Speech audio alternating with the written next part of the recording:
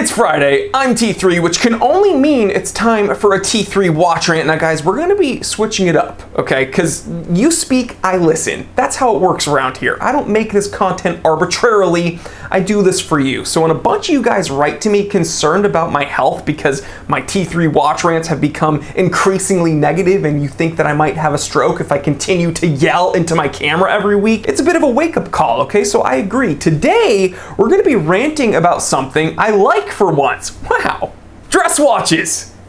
I love them. So guys, ever since I've been uploading a few episodes based around my Cartier Tank and my JLC Reverso, and then one of my very recent episodes comparing the two, I've been getting some messages from some, younger watch enthusiasts asking me what exactly is a dress watch. So let's rant about it. It's 4:11 p.m. Let's get down to business.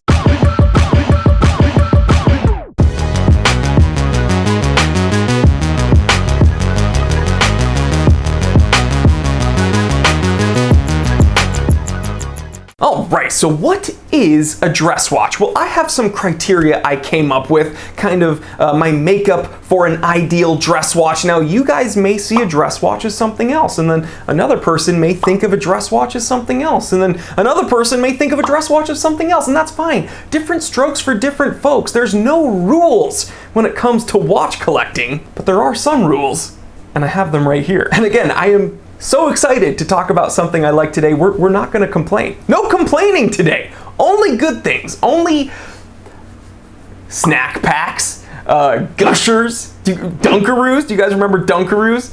Just pretty much everything good in the world. And to me, everything good is just 90s snack foods that probably contributed to me being a fat kid growing up and then ultimately wanting to be a competitive powerlifter.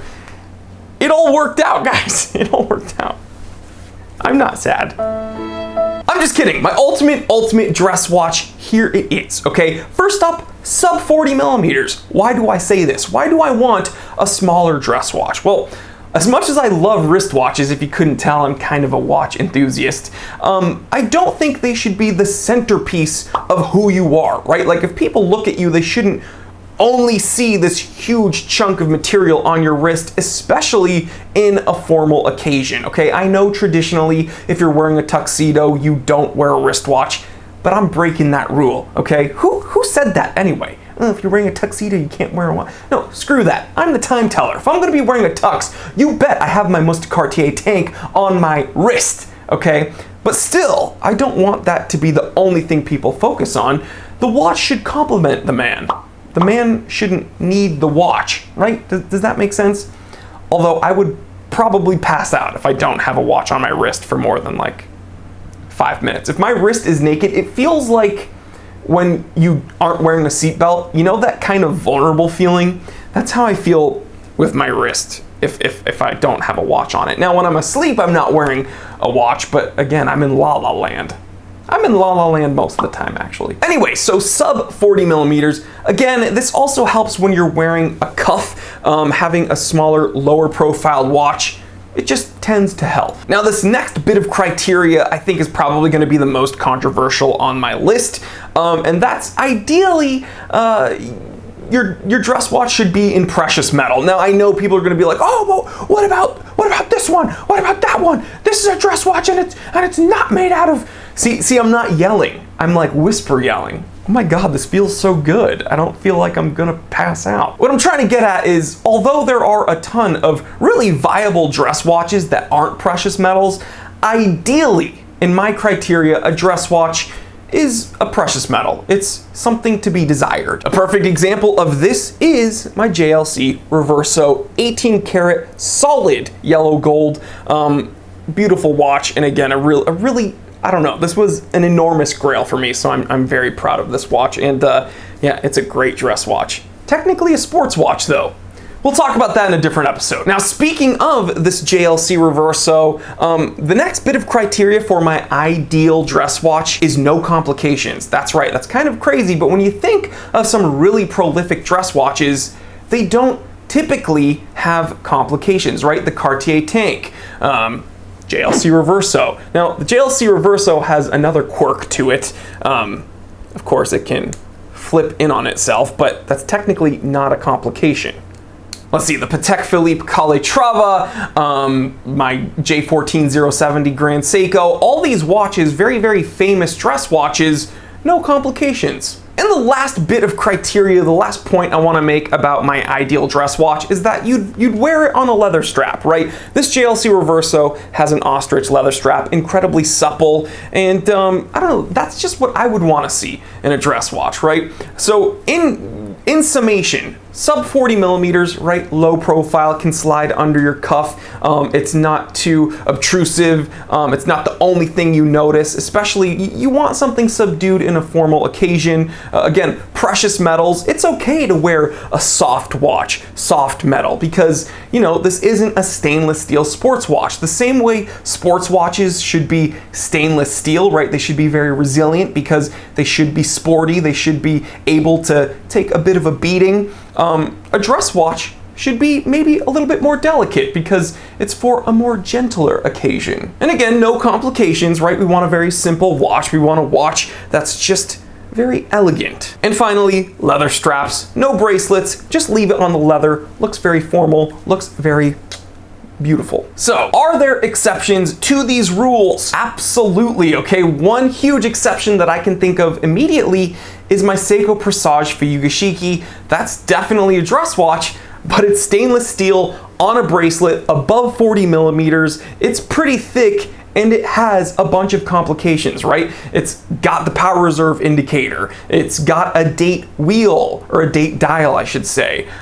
It's not the simplest watch out there, but it's a dress watch. And again, this is what's so cool about watch collecting. You can bend the rules, break the rules. Wear a Seiko Tuna on your wrist if you want while you wear a tuxedo on the red carpet. I don't care. That would be a huge power move. That'd be awesome in a way. But for me, when I think of a dress watch, it's kind of an amalgamation of the criteria I listed out today. But please guys, let me know what you think. What's your ideal makeup of a dress watch? And what's your favorite dress watch? Leave me a comment. I want to hear from you. Now, me personally, right now I'm wearing this JLC Reverso a whole lot, but you know, my Mustang Cartier tank, that's probably, I don't know, my quintessential dress watch in my collection anyway. But yeah, leave me a comment. What do you think? And guys, of course, this is just lighthearted. We're trying to have some fun here. My rules aren't the end all be all. I am the time teller, but I didn't invent these rules, okay? I didn't invent time. I didn't invent these rules. I'm just calling it like I see it, and everyone else has different preferences, and that's awesome. But guys, if you haven't subscribed to my channel, what are you doing, okay? These watch rants are so fun, and you're gonna miss out if you don't subscribe. So subscribe if you haven't already, and hit the bell icon, okay, wherever it is. Could be here, could be here, could be right here. But click it, okay? Click the bell icon because I upload Monday, Wednesday, Friday with a live stream Q&A every single Saturday, rain or shine, and you don't want to miss out. So that bell icon lets you get notified if YouTube's doing its job anyway. And yeah, so don't miss out, hit the bell icon. And guys, if you want to go above and beyond, please shop at the Time Teller Shop, www.thetimetellershop.com. Vintage luxury watches, restocked every single week, and yeah, honest, affordable pricing. They're professionally serviced with a 1-year service warranty. So guys, every time I upload, or I should say every time I list new watches there, they get scooped up immediately, so don't miss out. You help me out a lot when you check that out. And if you want some modern watches, shop at my Amazon store. We got a whole bunch of modern watches, a whole bunch of straps, watch winders, watch toolkits. Yeah, link in the description below. And yeah, thank you so much for all the support. Thank you so much for supporting me with everything I do here at the Time Teller channel. You're helping me and my team out a ton. So thank you guys. I love you guys. And we just broke past 76,000 subscribers. So yeah, things are getting pretty crazy here in a very short period of time. So thank you guys. You absolutely rock. Like, comment, subscribe, share this with other watch enthusiasts, other people that you think would enjoy this. I'm Jory Goodman, the Time Teller. Always remember, I didn't invent time. I just tell it. Real quick, if you enjoyed this episode, then do not worry, the fun doesn't need to stop here. Check out these recommended episodes that are going to be popping up on the screen anytime now. Also, take a moment, check out my brand new channel, the Time Away channel. It's where I talk about everything outside of the watch world, some of my other collections, some of my other hobbies. And if you're not interested in any of that, don't worry, just stay right here and I will see you right here. Because I never leave. I am trapped inside of this camera.